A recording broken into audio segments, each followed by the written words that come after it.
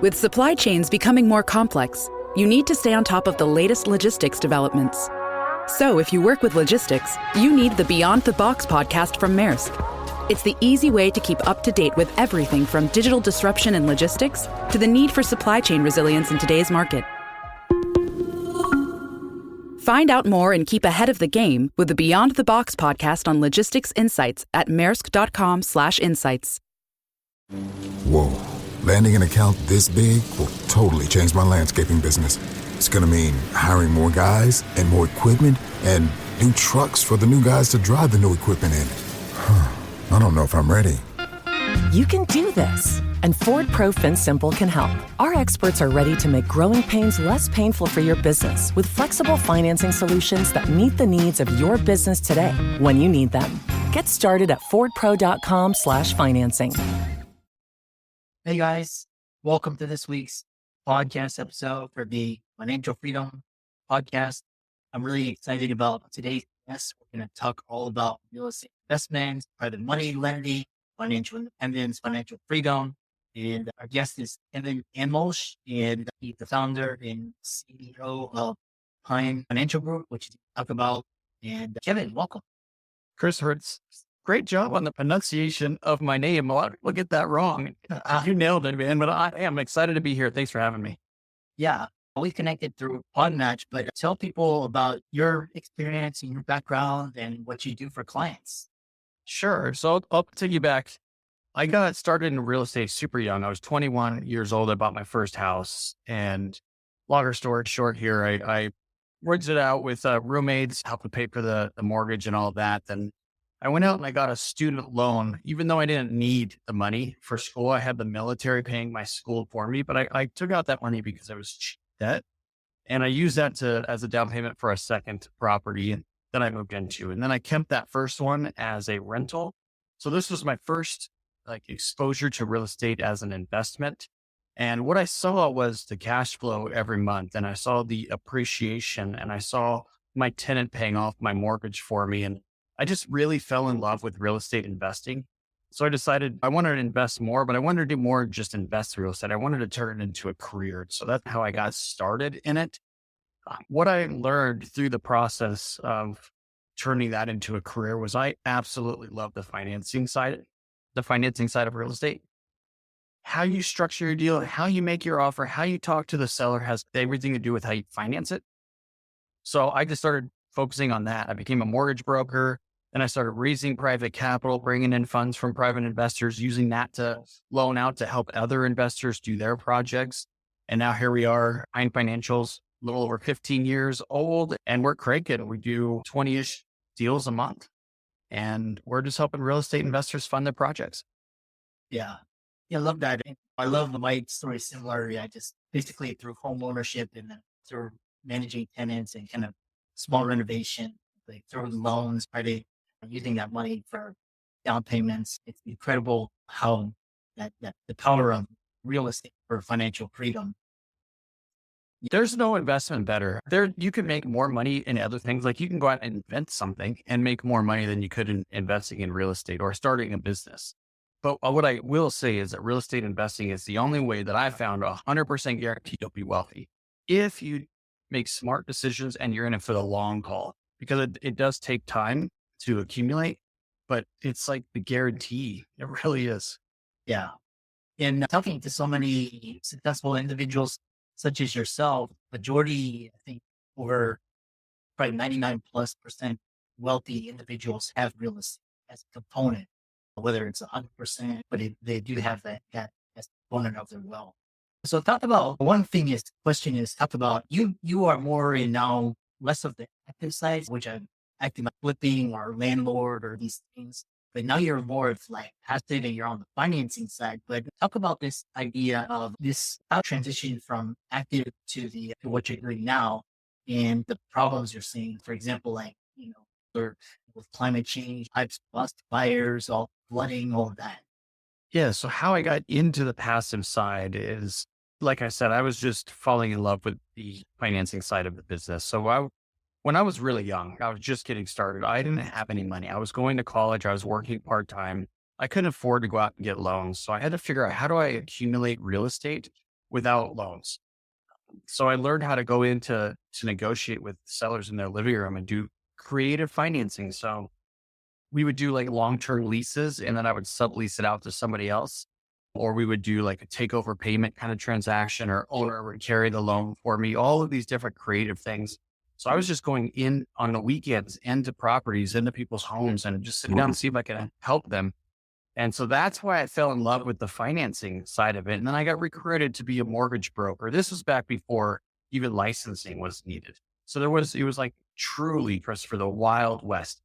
Pretty much anything would go, which led to the crash. We see that now, but we were just making loans and no income, low credits. It was crazy. And I got recruited to do that, but I didn't really enjoy that, especially when guidelines started changing, things were tightening up. And now I was qualifying families for their homes that they wanted to, there's emotion here and they wanted to move into their home and raise their family. And then they're approved. And then all of a sudden they're not approved. And so I was just like getting a headache, banging my head against the wall. So I decided I needed to take control of this business. And that's when I decided to raise capital from private investors, because now I can make common sense decisions. I can control this. I originate, underwrite, and service the loans, and I know how to keep the money safe. So that started in 2006. I started bringing in private capital. So that's a story on how I got into the private lending business. But it all came from just meeting sellers and helping them with their housing problems. Yeah. Yeah. And I really like how you, using kind of frustrations and obstacles to gain better control, pivoting, trying different things. So that's true entrepreneurship. And just, so one thing is talking about real estate lending funds, hard money lending, funding your fix and flips. And the climate may not be optimal now, but just talk about. Yeah. So that I love this business that I'm in because I get to help. I'm like, we always hear the win situations and we got to try to build a win here. This is truly a win situation because we bring in investor money, and especially in times like this where the stock market's all over the place, crypto's going crazy. We don't know what's going on in the capital markets. So this is a way to bring stability to a portfolio. It's secured by real estate and it's consistent, right? So that's the stability piece. So we bring in, and it's higher return. So we bring in investor capital. They're super happy. They're making money. They're comfortable. Then we make money, and then we get to loan that money out to our investor clients that are doing fix and flips or repositioning of assets. And we're providing loans that banks wouldn't do. Banks, we could talk about this, but banks have a pretty small box, especially right now. So we're helping them make money. So it's just like, I get letters and emails all the time. Thank you for helping me with this. And because of you, this is what happened in my life. And gosh, I couldn't ask for a better career. Yeah. Yeah. I love that. And I love how you're helping people. You know what? I think the best, this is my just personal opinion, is for the Main Street, get wealthy in real estate, is buy the first home, learn about it, learn about the financing, renovations, keep that asset and rent it out, help cover some of the costs and learn. And then after that, transition into some more advanced stuff that you're doing. And this is talking about you're talking about raising money and basically expanding into some of the bigger, for example, institutional or family offices, high net worth individuals. Talk about investing in your company, what it does, and all of that. Yeah. So we do bring in some high net worth individuals. We haven't had a lot of success with family offices because they just want so much control. And that makes it hard to operate, just to be real candid with you. So we've decided to do like a public offering. So we have 4 mortgage funds.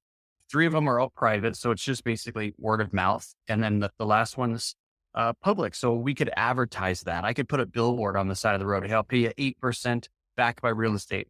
I'm allowed to do that because we went through the process to get approved by the Securities and Exchange Commission.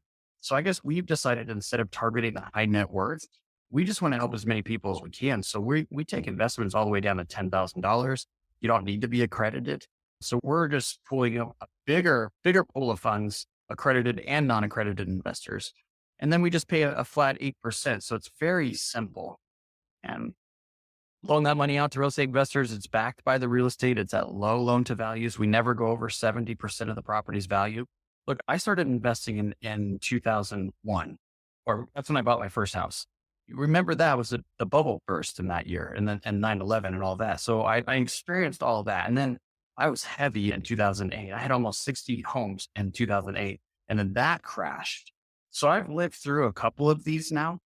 We're very careful. We know what can happen in a recession. Yeah. Yeah, I think your path and mine are similar. I experienced crash bubble, Enron, all of that, Yeah. 2008, all the, just all the, basically, what I call problems with fiat currency, all these booms, busts, all of that. Really fascinating question. And the next question talk about some of the mistakes you made on your way up, as well as some of the people might be interested in how you achieve that success and your tidbits of wisdom. Yeah. I want to share a mistake with you because that's a fantastic question, but I'll say this first.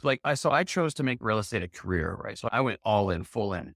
That's not for everybody. A lot of people have other jobs and they enjoy their career, but they want that financial freedom. So we see very often people pull money out of their W-2 jobs or another company and then invest in real estate. If it's private lending, great. If it's buying rental properties, great. Either one is going to really accelerate your growth. So I just wanted to share that. I'm not advocating people go into real estate as a career. It's definitely could be a career or it could be just a side investment. So the mistake I made to answer your question. So when I was buying a lot of properties, I was buying one or two every single month, just accumulating. And I was young. I was 23, 24, 25 years old. I didn't have the cash or the credit like a lot of my peers. And I was having success accumulating. And so I was getting questions all the time. How are you doing this? This doesn't seem real. You're so good. And I was getting compliments. And so all of this was like just filling my head, right? Now my head was getting bigger and bigger. And I had this ego, and ego is the enemy, right? So I was growing this ego. And so I started making goals. We all make goals. Any high achiever, probably you and all of your listeners have goals. So we set these goals, and then a high achiever like us, we fight to hit those goals, right? We don't just write them down. We follow and we follow through. We want to hit those. So I think goal setting is super important, more important than people even realize. And it's not the process of the goal setting. It's how you set the goals. So what is the intention of the goals? So my intention was to fill this ego, right? Because I was getting this from my peers. So I would have goals as I want to do 2 deals a month or 1 deal a month. I got to do 15 deals this year. It was all about the number. It wasn't about the results from the number, which is what we all are looking for, is the freedom, right? It wasn't about the freedom. It was about that ego. And what I ended up doing was buying properties that weren't very good because I had to hit that goal. And then 2008 hit, and then it just everything started crumbling in. So I think that was one of the biggest mistakes I've ever made in my career is improper goal setting and setting the goals for the wrong reasons. Yeah. Yeah. And talk about really, because a lot of people want to achieve success. I was talking to this Olympic athlete one time, and he's like a 3-time gold medalist. And then he was talking about each Olympic cycle, he would basically relegate himself mentally to the underdog, as if he was on viewed himself as the top. He would start slacking off or start getting complacent. So talk about that kind of mindset. Once you're there, like how do you continue that success, and talk about risk as well? Oh, I think it all comes down to your why. So this is going pretty deep here, Christopher, and this is not easy to do, but if you have a strong enough why, you're not going to fall into that trap.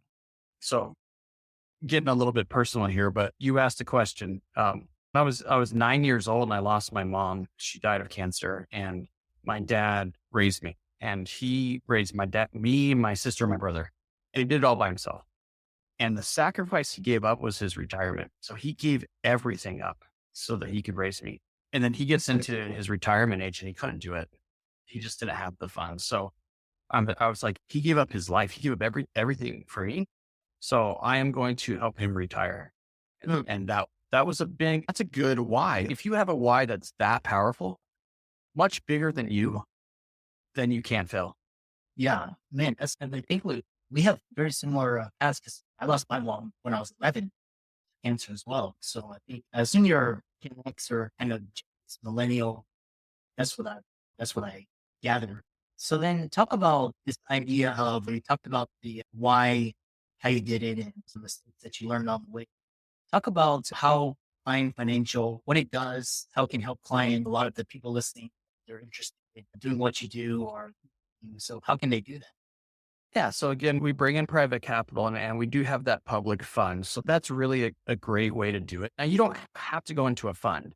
We have clients that like individual notes also. So if you wanted to go out and just invest in an individual note, you could do that. Maybe we talk about, let me answer your question. Maybe we talk about some of the risks and rewards with doing that. But we help our clients because we provide that the stability and the security and the comfort in their investment portfolio. Now you're not going to have the big home run hit. If you're the active investor and you're willing to take the risk and manage the tenants and the contractors and all of that, we call them like tenants, toilets, and tantrums. If you can deal with all of that, then I know you'll make more money over time because you'll have multiple sources of income. You'll have the appreciation, like I talked about, your depreciation tax benefit, your tenant paying off and your cash flow, right? So we talked about some of that. You get all of that when you're the owner. On the passive side, it's just the one stream. It's just the interest income. So we help our clients create that stability. And if you want to be an active investor, we have a wealth of knowledge. I've been doing this for 2 decades. My whole office is investors, all the sales team anyway. So they develop properties. They own rental properties. They understand what it takes to be successful as a real estate investor. And so we try to help uplift and support our clients. We have the YouTube channel. I think you have one as well. Podcasting like this. We do the newsletters. We do the classes and the live events. It's all about creating value and helping people. And they will want to borrow from us. So we make our money by making loans. And the way that works is value add. So let's keep it real simple here. A single family home. And I say fix and flip because we see that on TV, right? Everyone knows what a fix and flip is. So find a property, a dilapidated property that you could add some value to, maybe rehab the kitchen, maybe finish the basement, whatever it is, get it at a good enough deal. We could talk about this too. How do you find those and how do you know if it's a good deal? But find the right one at a good deal, add the value. That's how you make your money and then exit. So you sell the property and then you get your profit. So we provide the money for the investors that do those fix and flips. So the TV shows that you see, typically someone like me or some private individual investor is behind those providing the funds for. Yeah, I love that. And as we come to close, one thing I up to investors is in this climate, everybody's expecting interest rates to cut, but I'm actually looking for they may prolong interest rate, maybe once or twice, keep these rates in the 4 to 5% level. What are your thoughts and how are you positioning your business, your clients, et cetera? Yeah, so that's a great question. And we could talk for an hour on this subject. But we keep our portfolio 80% residential and 20% commercial. And the reason is because of what you just said. There's turmoil in the market right now. The high interest rates is having an impact. It has a bigger impact on the commercial side. So when you think about homes, houses, and condos, you have 2 buyers. You have investor buyers that are buying it to try to earn a return. And then you have the emotional buyers, the ones that want to live there and raise their family, right? So you have the 2 buyers. Now, the ones that want to live there and raise their family, they can handle higher interest rates usually. If their emotion is strong enough, they're willing to pay more for the property and paying more could be the price of the property or the financing. Either one's paying more for the property. So that emotion will create that. So that's why there's some insulation in the residential side to higher rates. On the commercial side, it's all profit. The decision is made by return on your investment and that's it. There's no emotion, right? So when you have higher interest rates, especially for a longer time like we have, then you have to see cap rates, the capitalization rates, which is how you value or analyze a property. You have to see those go up to keep up with the interest rates. And we haven't seen that. It's crazy, especially in the multifamily. Cap rates have stayed compressed and eventually they have to pop. So I'm expecting to see that. And because it has to keep up with these high interest rates. And when you have higher cap rates, the only way you get a higher cap rate is a lower price. Pay less for the asset that's producing cash flow for a higher cap rate. Lower cap rate, higher the price. It's like a bond at 2 interest rates. It's inverted. So we're going to see value start to come down. We're going to see it in office. We already are. And we're going to see that in multifamily. So we're being very careful there. I'm in your camp, Christopher. We are going to see interest rates stay for a longer period of time because the jobs market is too stable. Yeah, it's like everywhere you see it, the economy, like people are like out, eating out, traveling on It's plane. crazy. And it's just like, it's sort of, and yeah, really interesting. How can people contact you, follow you, check out your work, reach out to you? Yeah. So if you're interested in private lending, whether you work with me or anybody else, I want you to be safe. So we wrote a report on how to stay safe as a private and private lender. It's just thepinereport.com. It's totally free. You don't have to worry about any of that. If there's a chance to work together, if you think there's a chance to work together, you can reach me at pinefinancialgroup.com. That's pinefinancialgroup.com. Yeah. And let's thank Kevin for coming on to the podcast. I love his authenticity, his energy. Kevin for his clients. You can feel it for the video, and all of his resources will be in the link in the show notes. And stay safe out there. And with that, thanks so much for coming on to the podcast. Christopher, this was a lot of fun, man. Thanks for having me on.